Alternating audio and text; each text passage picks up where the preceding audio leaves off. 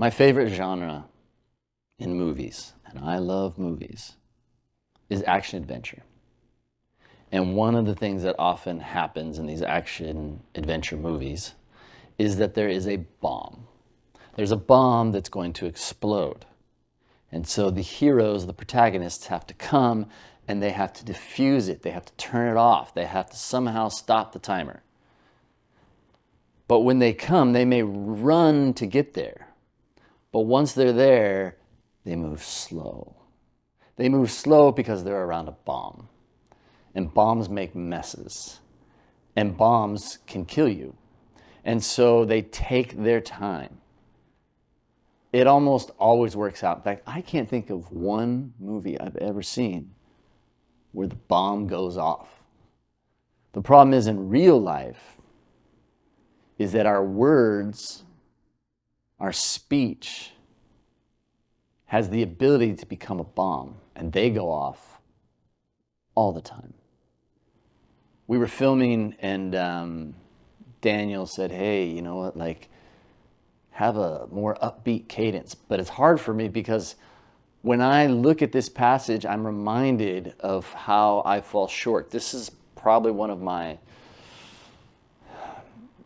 biggest shortcomings, and I have a lot. But my inability to take my time in speaking to others, my ability to destroy rather than to build up is brought to the forefront when I see this passage. But James is not saying this to beat us up. He's saying this to make sure that we remember the power of words. And that when we're around these words, we need to be careful because they carry great weight. So we're going to look at James chapter 1. We'll be in much more depth on Sunday, but I wanted to share a little bit now for those that are listening in. He says this, know this, my beloved brothers. Let every person be quick to hear, slow to speak, and slow to anger. Be quick to listen. Man, that is not me. In fact, that's not most of the people I know. To listen doesn't mean to not speak. To listen is an action. It's an intentionality to be curious, to understand. And when we are with others, most of the time when they're speaking, we're formulating what we're going to say. So there's no space left for us to listen or to hear. So if we're supposed to, as Stephen Covey says, seek to understand rather than be understood, then that's going to mean that we have to learn the art, the craft, the importance of listening. And I think probably the most valuable part of that is being curious. Because if you can be curious, then you're on your way to listening, to understanding. For example, I heard this recently, when you get together, often you'll ask someone, so what do you do for a living? Nobody really wants to answer that question because that's kind of what they do all the time. But if you're really curious, you really want to get to know somebody, ask them this question. What do you like to do? Everybody would want to answer that question, wouldn't they? I do. And once I get started, I'm excited. And hopefully as I'm sharing that, the other person is actually listening and not preparing what they're going to say about themselves. I know it's selfish of me, but we all do it. So this idea of being quick to listen is another way to say to be curious. Because someone may come at you with anger, and your first reaction is not going to be quick to listen. You're going to be quick to put up your defenses because you don't know where this anger is coming from. You don't know why they are letting this bomb go off in front of you. Paul goes on to say, be slow to speak. What's really cool about the language of that passage is that the word slow means to be late to something. So, for example, if you're talking to somebody and you ask them a question and they just kind of look off, if they do that for too long, you're like, are you okay? But that's what it means. They're late to responding to you. But what James is saying, no, that's totally fine. You should think of what you're going to say. Because your words carry such weight and such power, you have to think through what you're going to say. Don't just throw something out there. That doesn't mean you need to freak them out and go into pause mode. But be late to speaking. In fact, our biggest mistakes in life are often because we weren't slow to speak, but instead we were quick to speak. And the last thing that James says here in this section is to be slow to become angry. Now we're talking about listening, and then we're talking about speaking, and now we're talking about anger. It seems like it doesn't fit. However, as we know with our words, often when we make the largest mistakes, it's because we're angry. And when we are not quick to listen and we're not slow to speak, then we are also going to create anger. And to be angry, another way to say that is to be hasty, to be misinformed, to jump to conclusions. Or as I've been trying to remind myself, we sometimes assume the worst. And maybe what we should do is to be slow to be angry by assuming the best of another person instead of the worst. Because that's what we typically do. We've come in contact with that before, and it's hurt so badly that we're on the lookout for it. Our defenses are up. The security for ourselves is on high alert. So we don't assume the best. But that's what it means to be slow to anger.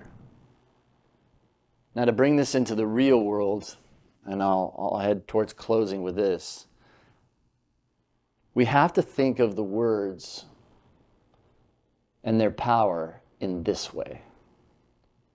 If you could think of the words that have been unsaid, and what I mean by that, words that if someone were quick to listen and slow to speak, and when they did speak, they said something that was thoughtful, and they were doing it for your benefit, because of course James is assuming that all of this is done out of love,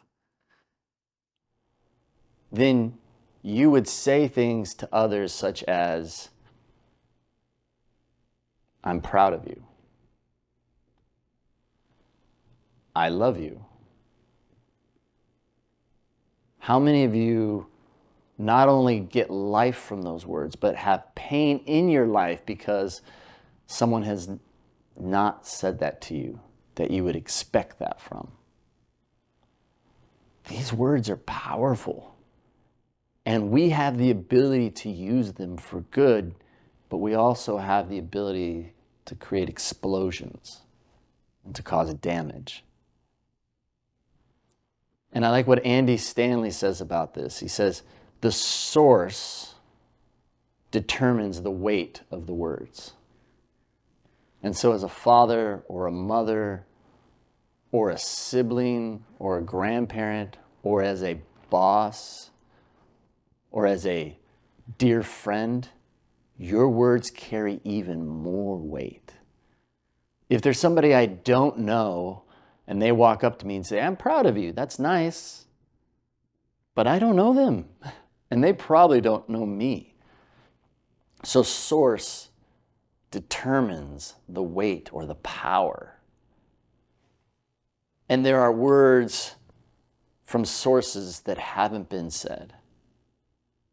And there are poor words where someone who is a source of great influence in our life was not quick to listen, and they were not slow to speak, and they were careless. And by doing that, they caused anger. They caused hurt. And when we hear this, we're very quick to think, ooh, I better get this message. I'm going to send this link to somebody I know because they need to hear this. But that's not the intention. The intention is for us to realize that we are a source that carries words of great power. And so because we have those words, we have to use them, but we have to be quick to listen and then slow to speak. But we do need to speak because we have the ability to create life, to bring light. It's there. It's right there in front of us. And so James is encouraging us, not, hey, just don't speak at all, but be careful with your words. So I'll close with what James closes with in this little section. He says, because our anger does not produce the righteousness that God desires. That's why James brings this up. He doesn't bring this up as a self-help thing for us. He brings it up because he knows that we can please God. That by producing rightness, by doing the right thing, God will be pleased. And it's not that we are doing the right thing. It's by us being quick to listen and slow to speak and to be slow to anger that we can then become right with others. So let me say that again. It's not that we are right that matters so much to God. It's that we're right with each other. This is such an important reminder for us. So I hope you can join us on Sunday because that'll give you even more time to wrestle with this so that you can live like God. You were created in His image, and He wants you to use these words to create light, to create life like He does. God bless.